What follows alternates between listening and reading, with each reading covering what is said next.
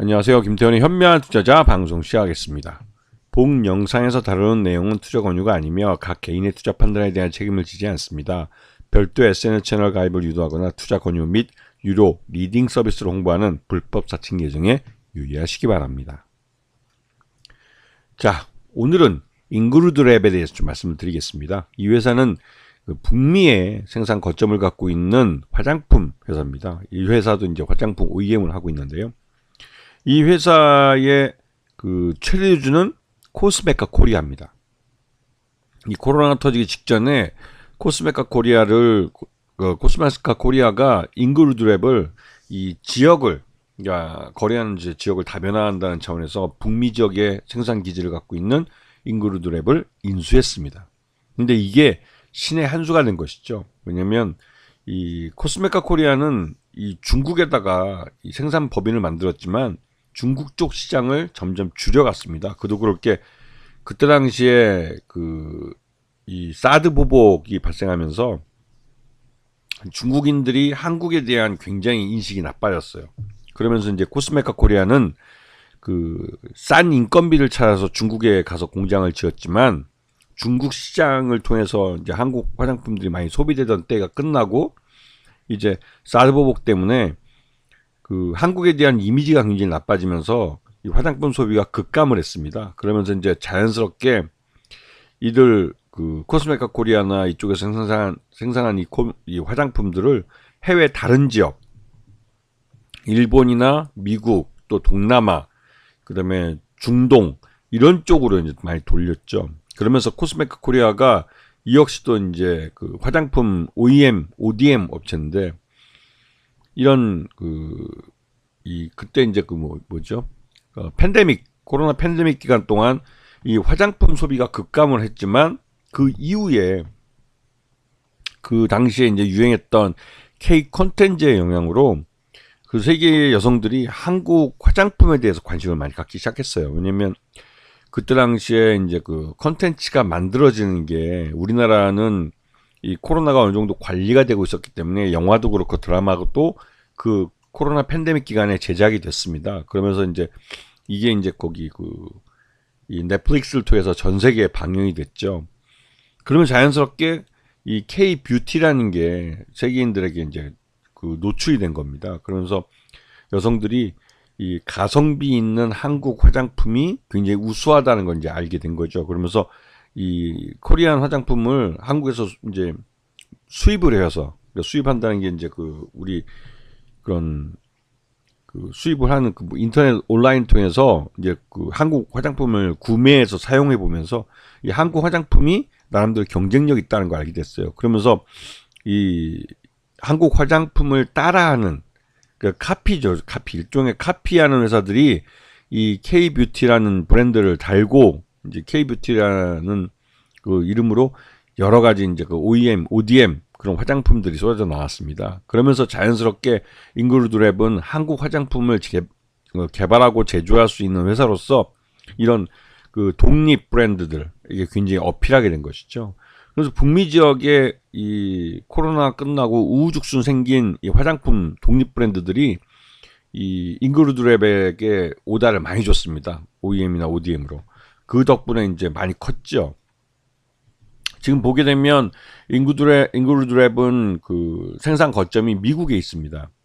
미국에 있으면서 미국에서 이제 생산도 직접 하고 또 여기서 이제 북미 지역의 소비, 그러니까 수출도 직접 하고 있고 그런 상황이었죠.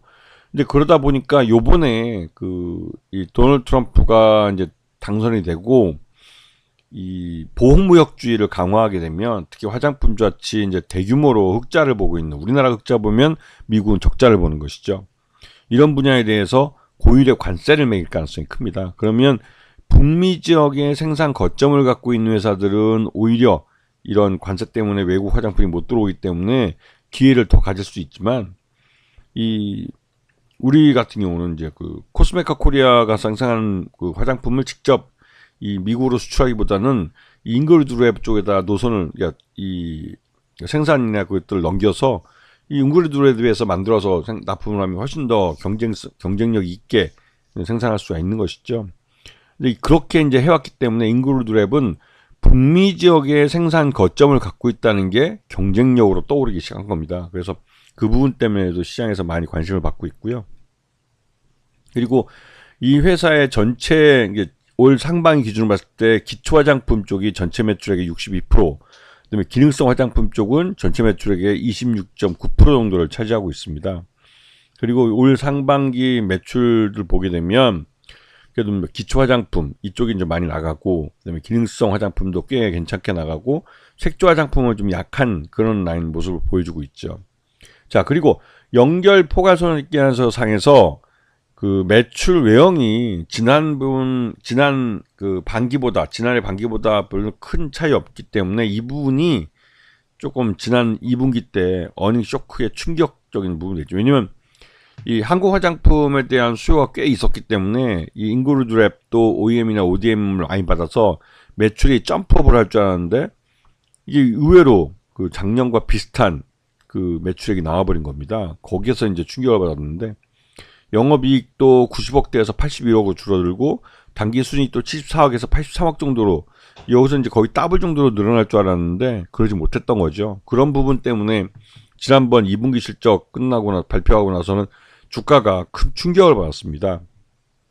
자, 그리고 최대주는 코스메카 코리아가 이쪽이 39%를 갖고 있고 특수관계인 포함해서 44%를 갖고 있습니다. 거기다가 니혼 코마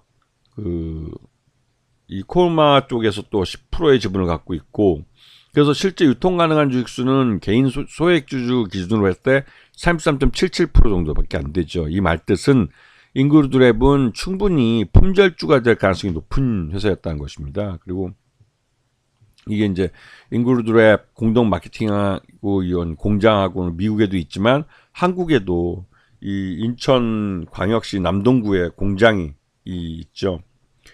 그래서 지금 잉그루드랩 보시게 되면 그 지난 2분기 때 실적을 발표하고 주가가 큰 폭으로 급락한 걸 볼 수가 있습니다. 그래서 이제 오히려 3분기 때는 그 실적 회복을 하지 못하고 좀 흘러내린 측면이 있는데요. 최근 들어와서 이제 그 도널드 트럼프가 당선이 되면서 이 보호무역주의 때문에도 이 미국 내 생산 거점을 갖고 있는 회사와 그렇지 않은 회사가 차별화가 이루어지고 있습니다. 이렇게 되면 잉그루드랩 같은 경우는 북미 지역에 공장을 갖고 있고 그 공장을 토대로 K-뷰티 화장품을 만들어줄 수 있는 능력 때문에 다른 독립 브랜드로부터 많은 오다를 OEM이나 ODM 그 오다를 받았었는데요.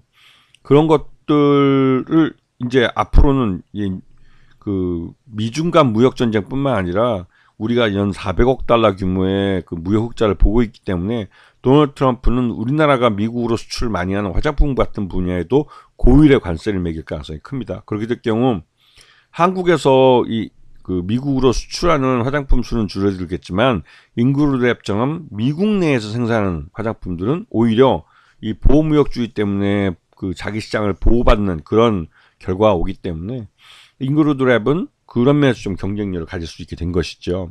그런 부분에서 시장에서도 관심이 많은 모습입니다. 그리고 지난 3분기 실적 기준으로 봤을 때 적정 주가 18,000원 정도로 평가되고 있어서 지금 주가 급락은 이러한 그 실적이 그 점프업을 하지 못한 부분에 대한 좀 과도한 그 차익 실현 매물이나 이런 것들이 쏟아졌다고 볼 수가 있는 것이죠. 하지만 잉그루드랩은 도널드 트럼프 정부가 들어서 보호무역주의를 본격화하게 될 경우 그에 대한 반사이익을 볼 가능성이 큰 종목입니다. 그렇기 때문에 잉그루드랩에 대해서는 좀 관심을 갖고 보셔야 될 그런 타이밍이 된 거라고 볼 수가 있는 겁니다. 아시겠죠? 자, 오늘 방송 여기서 마치겠습니다. 감사합니다.